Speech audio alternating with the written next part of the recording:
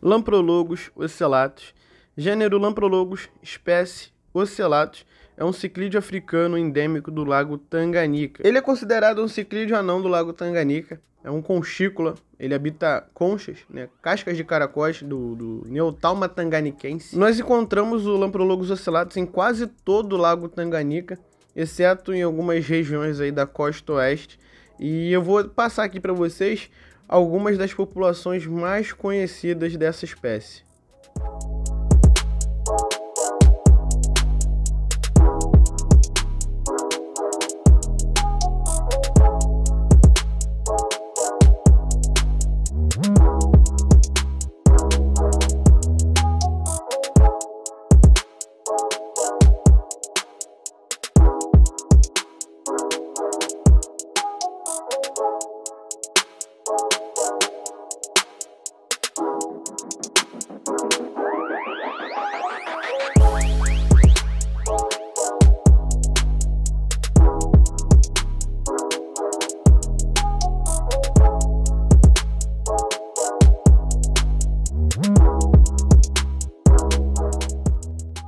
Como eu já falei anteriormente para vocês, os Lamprologus ocellatus são conchícolas, então obviamente precisamos de ter conchas dentro dos aquários.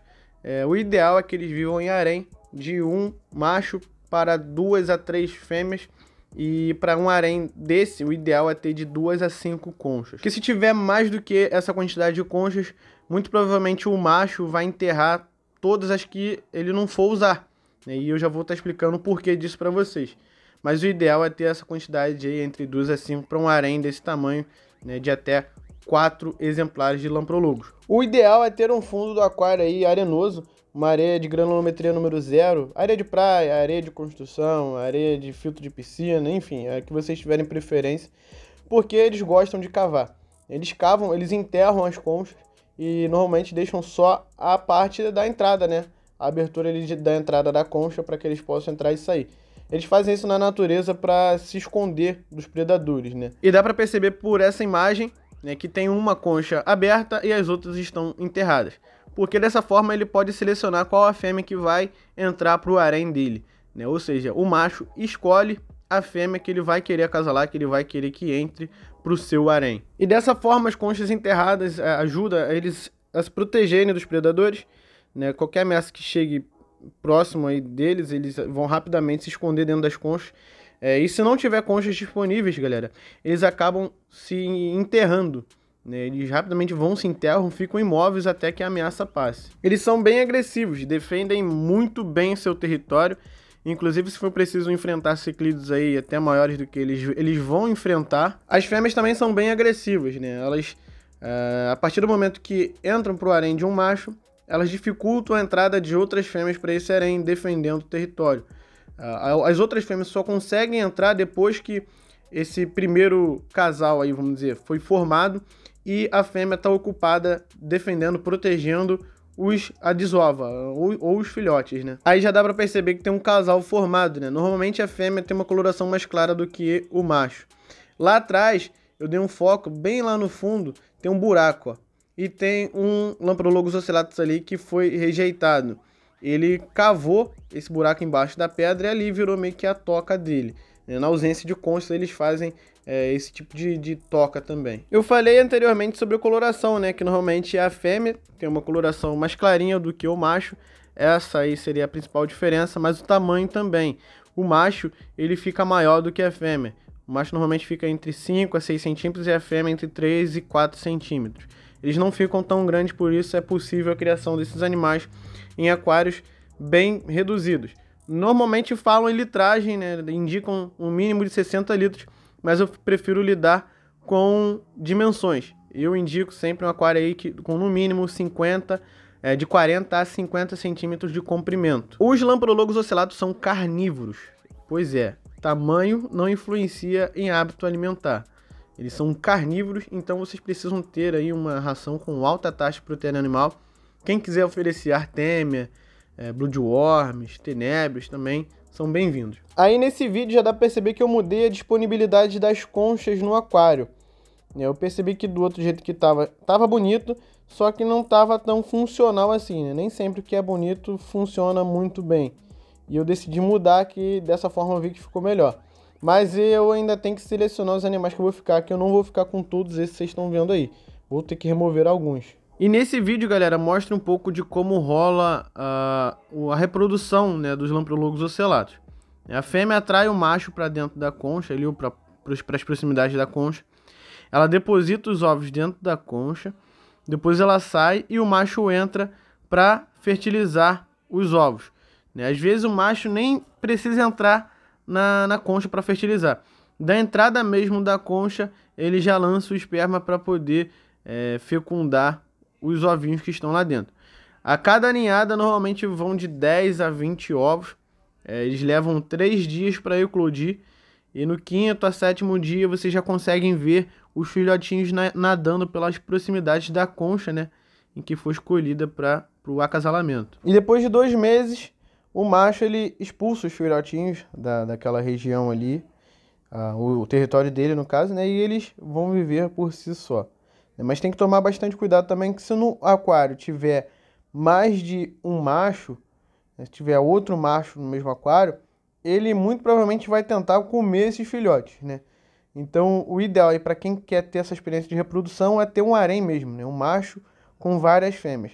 É por isso que aqui no meu, eu acredito que até agora eu não tive reprodução, porque eu tenho, acho que são 3 machos aqui no meu aquário, né? E eu preciso remover esses outros machos para ficar mais confortável o harém, obviamente. E galera, os parâmetros físico-químicos da água para esses animais é típico Lago Tanganica, né? O que eu indico? Temperatura de 23 a 28 graus, pH de 8,5 a 9,3, GH de 10 a 20, KH de 11 a 22. Lembrando, galera, que o mais importante é você manter esses parâmetros estáveis, então sem oscilação. Não importa se você vai manter um pouco mais baixo ou um pouco mais alto. É claro que você também não vai manter os peixes num pH 7. Mas o mais importante disso tudo é você manter os parâmetros estáveis sem oscilar.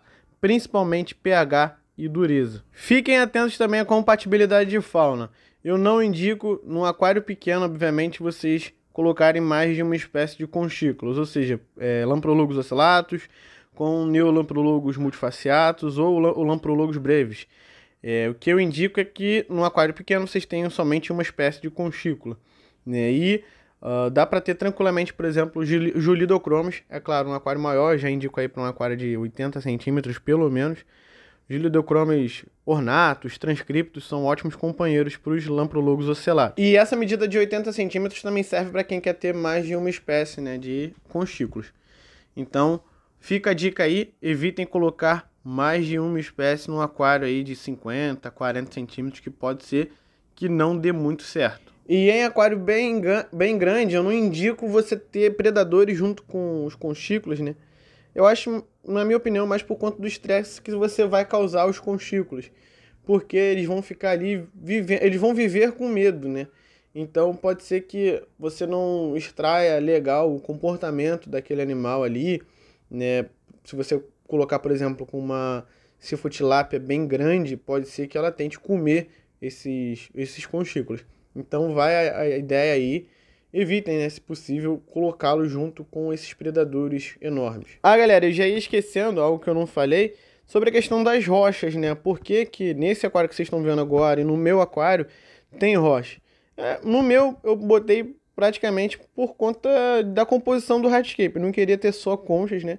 E aí adicionei as rochas para enriquecer o ambiente. Isso no caso do meu, que é monoespécie, né?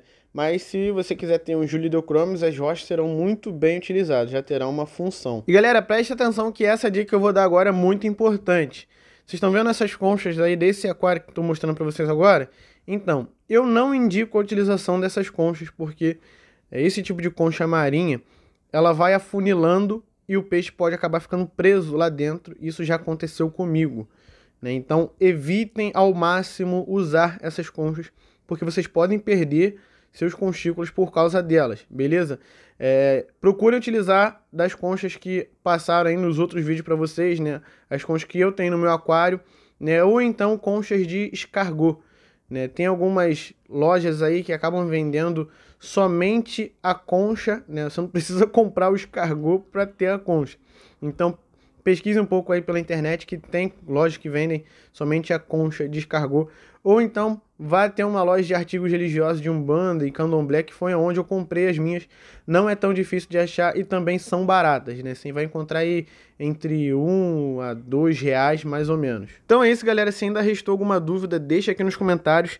O primeiro comentário que tiver o nome de uma espécie, eu irei fazer o vídeo dessa espécie. Então, se você tem alguma dúvida sobre determinada espécie aí de ciclídeo africano, ciclídeo americano, primitivo, enfim, deixa aí nos comentários que eu vou fazer um vídeo igual a esse. Não se esquece de dar aquela moral, deixa o like, se inscreve no canal ativando o sino das notificações, beleza?